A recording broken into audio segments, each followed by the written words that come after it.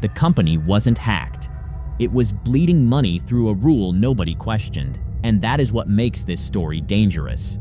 Not because it teaches a trick, but because it shows how massive systems can fail quietly when everyone assumes someone else is watching. So stay with this one, because this is not a story about criminals in hoodies. It is about normal employees, routine approvals, invisible losses, and the kind of loophole hiding in plain sight. The company was a global logistics and technology giant, the kind of business with offices in 5 continents, thousands of employees, and internal systems so complex they felt almost alive. Every day, shipments moved, invoices cleared, vendors got paid, refunds processed, and reports landed neatly in dashboards that executives glanced at during morning coffee. From the outside, everything looked strong. Revenue was growing. Customers were satisfied. The brand appeared stable, modern, and frighteningly efficient. But deep inside the company's payment operations, something was wrong. Not dramatic, not loud, just a tiny leak repeated thousands of times. It started with 2 employees in the regional finance team. One was an operations analyst named Mira, patient, sharp, and suspicious of numbers that looked too clean. The other was Daniel, a systems support specialist who understood the company's internal software better than most managers understood their own calendars. Neither of them was trying to become a whistleblower. They were not hunting scandals. They were just trying to explain why certain monthly adjustments never seemed to balance properly.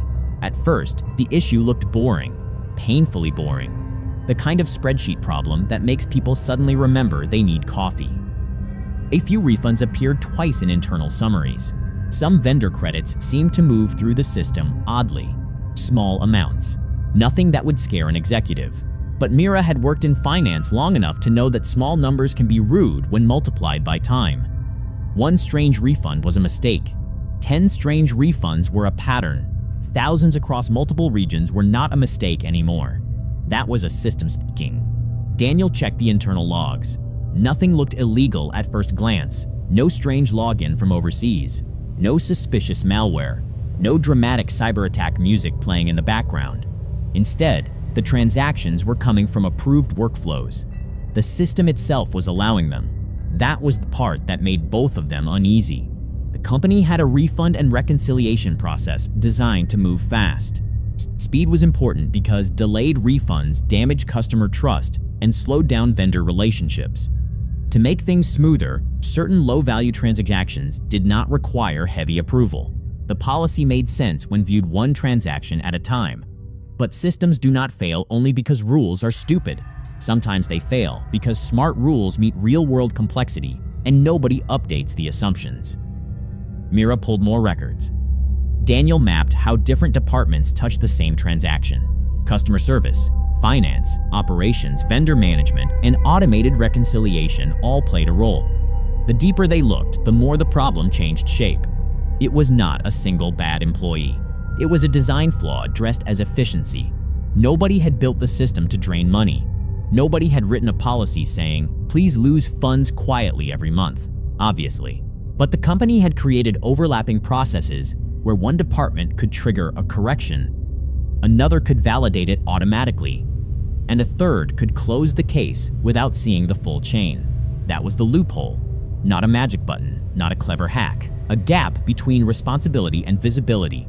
Mira noticed the same kind of adjustment appearing under different labels depending on the region. In Europe, it looked like customer service compensation. In Asia, it looked like vendor credit. In North America, it appeared inside an exception category so dull that no senior person had probably opened it voluntarily in years. That is how quiet losses survive. They hide behind boring names, approved policies, and dashboards that summarize too much. Daniel built a private internal model to understand the flow, not to exploit it, to prove it existed. There is a massive ethical difference there. He did not copy sensitive customer data. He did not test risky actions inside live systems. He worked with approved records, documented observations, and kept access within his role.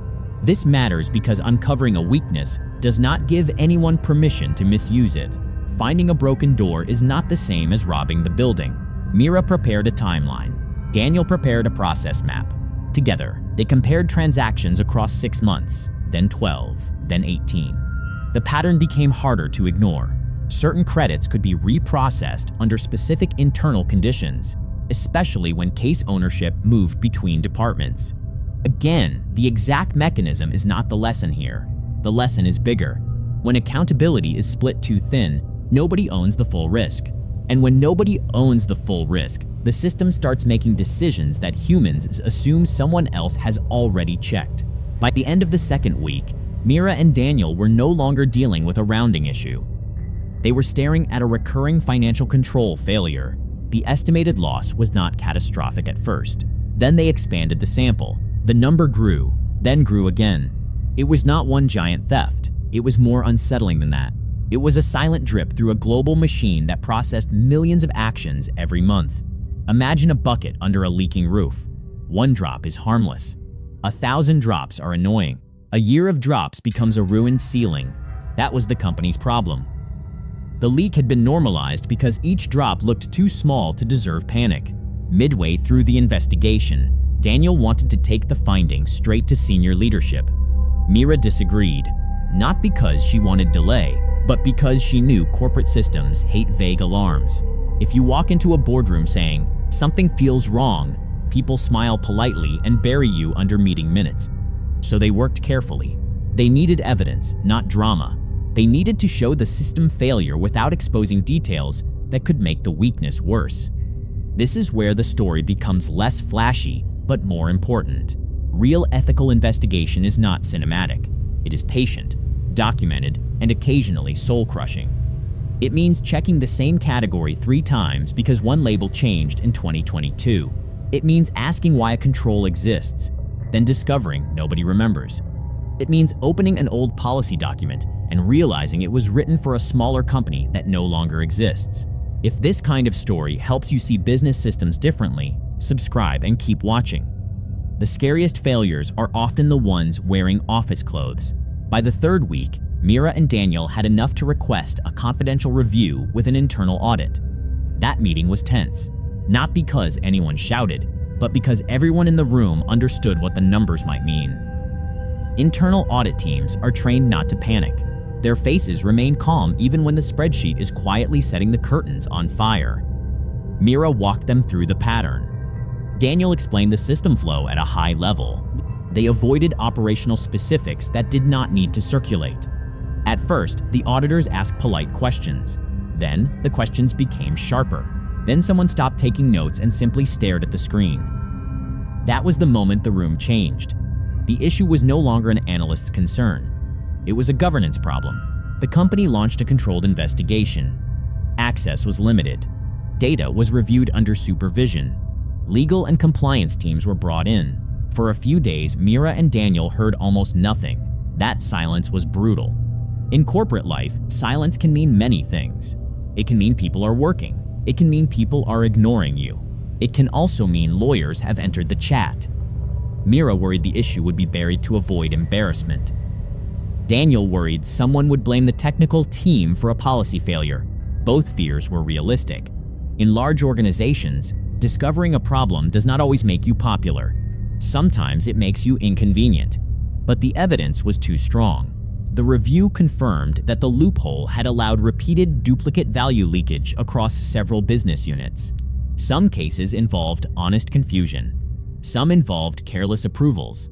A smaller number raised questions about whether certain people had knowingly taken advantage of the weak controls. That distinction mattered. Not every system failure is fraud, but every system failure creates an opportunity for fraud. The company froze the affected workflow. Temporary approvals were added.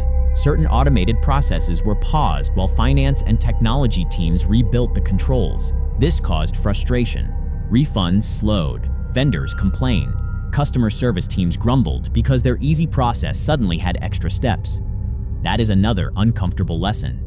Fixing weak systems often creates friction, and people who benefited from speed may resist the controls that make speed safer. Executives eventually received a summarized report. The total loss was large enough to hurt, but not large enough to destroy the company. That made it even more embarrassing. The business had not been defeated by genius criminals. It had been weakened by convenience, complexity, and unchecked assumptions. The final report did not name Mira and Daniel as heroes in public. That is how internal corporate stories often go. There was no movie ending, no slow clap in the office, no dramatic speech under fluorescent lighting. Instead, there were policy updates, system redesigns, audit trails, approval thresholds, and new monitoring dashboards that made suspicious patterns harder to ignore. Mira received a quiet promotion months later. Daniel was moved into a risk-focused systems role. Their names became known in a few serious rooms. The company also changed how it reviewed low-risk processes. That phrase has become suspicious now, because low risk does not mean no risk. It means the damage looks small until scale turns it into a monster. The broader lesson is simple but uncomfortable. Modern companies are not just run by people. They are run by workflows, and workflows carry beliefs. They contain assumptions about trust, speed, responsibility, and human behavior. When a company grows quickly, those assumptions age badly. A rule designed for 500 employees may become dangerous at 50,000. A refund process created for one market may behave strangely across 10 markets, especially when legal, currency, vendor, and customer systems all overlap. Technology does not remove human judgment. It multiplies the consequences of human judgment. That is why this case matters for students, tech professionals, business owners, and anyone who thinks internal systems are boring. Boring systems move money. Boring systems approve access. Boring systems decide who gets paid, refunded, promoted, flagged, or ignored. And because they are boring, they often receive less attention than shiny new products, marketing campaigns, or executive strategy decks. But a company's greatest risk is not always outside the building. Sometimes it lives inside a form everyone clicks through without reading. For tech professionals, the lesson is about observability. If your system cannot explain what happened, when it happened, and why it happened, you do not have control. For business leaders, the lesson is about ownership. Every workflow needs a clear human accountable for understanding its end-to-end risk. For finance teams, the lesson is about patterns. The individual transaction may look harmless, but repeated exceptions can become a financial crime scene. For students, the lesson is even simpler. Ethics is not just about refusing to steal. It is also about speaking up when the system quietly allows harm. That is a harder kind of ethics. It does not come with applause. It comes with meetings, doubt, documentation, and the risk of being misunderstood. Mira and Daniel could have ignored the issue. Many people would have. They were busy. The numbers were messy. The problem was not officially theirs. But responsibility often begins exactly there, at the edge of your job description. The twist in this story is that the loophole was not hidden because it was brilliant. It was hidden because it was ordinary. It sat inside normal approvals, normal delays, normal exceptions, and normal human trust. That is why ethical systems design matters. You cannot rely only on good intentions when incentives, pressure, and complexity are all pushing in different directions. A strong system does not assume everyone is honest forever. It assumes people are human, tired, rushed, ambitious, confused, and sometimes dishonest. Then it builds controls that protect the company, the customer, and even the employees from preventable damage. There is also a moral warning here. A loophole is not an invitation. It is a test of character. When people discover weaknesses, they face a choice. They can exploit, ignore, or report. Only one of those choices makes the system better. The employees in this story chose the harder path. They documented the issue responsibly. They protected sensitive details. They escalated through proper channels. That is why this is not a story about outsmarting a company. It is a story about repairing one. The company survived. The process improved. The losses stopped. But the incident left behind a question every organization should ask. What are we approving automatically simply because nobody has been hurt badly enough yet? That question is uncomfortable, but it is useful. It forces teams to look at quiet corners before quiet corners become expensive headlines. So when you hear about billion-dollar companies failing, do not always imagine a mastermind. Sometimes, imagine a neglected checkbox. Imagine an old policy. Imagine a dashboard that rounds away the truth. Imagine 5 departments each seeing one piece of a broken machine. Then imagine one employee stubborn enough to ask, "Why does this keep happening?" That question can save money. It can protect customers. It can expose fraud. It can also reveal whether a company truly values accountability. Because culture is not what a company says during annual meetings. Culture is what happens when someone brings an inconvenient truth to the table. If leadership punishes the messenger, the next problem stays hidden. If leadership listens, the company becomes stronger. That is the legacy of this case. Not the loophole itself, but the response to it. The best organizations do not pretend their systems are perfect. They build ways for ordinary people to safely report extraordinary problems. They treat internal controls as living systems, not dusty documents. They review them, stress test them, and update them before failure becomes public. And they understand that trust is not the opposite of verification. Trust without verification is just hope wearing a business suit. So the next time someone says, "It is just a small exception," pay attention. Small exceptions are where big stories often begin. If this story made you rethink the systems around you, share it with someone in business, tech, finance, or school. And subscribe for more ethical case studies about systems, loopholes, consequences, and the human decisions that decide whether things collapse or get fixed.